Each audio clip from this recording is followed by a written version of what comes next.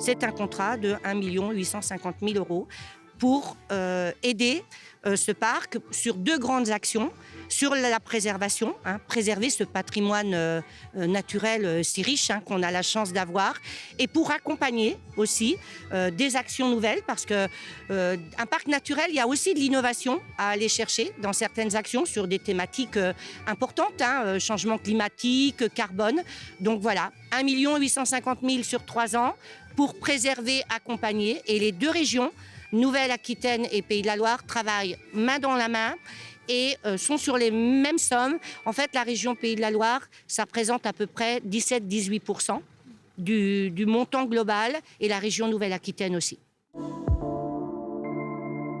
Donc, par exemple, on a un axe important sur l'adaptation. Et ici, en Marais Poitevin, la question de l'adaptation au changement climatique, c'est une question évidemment qui est très prégnante. Et donc, un axe de développement sur l'adaptation. On a aussi un axe sur la haie, sur le bocage et sur la haie. Et vous savez qu'en région, on a la volonté de planter et d'entretenir 500 km de haies par an jusqu'à 2030.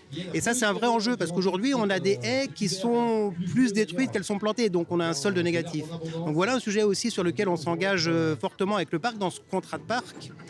Un axe sur, par exemple, l'économie circulaire. Comment est-ce qu'on peut travailler sur une économie plus locale? Comment est-ce qu'on peut travailler sur des circuits courts? Et aujourd'hui, c'est un exemple parfait de cette économie plus circulaire.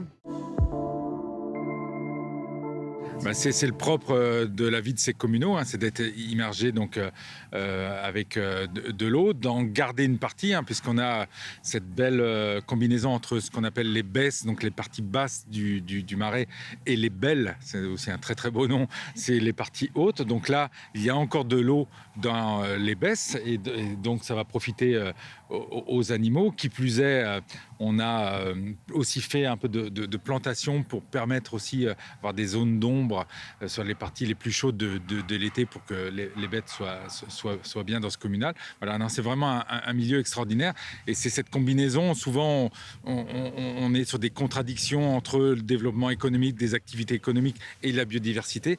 Ici, ça se combine. C'est des lieux où les deux, où on a une biodiversité fantastique, à la fois faunistique et floristique, donc la flore, mais également une activité économique, c'est que les éleveurs peuvent y mettre leurs animaux et développer une activité agricole.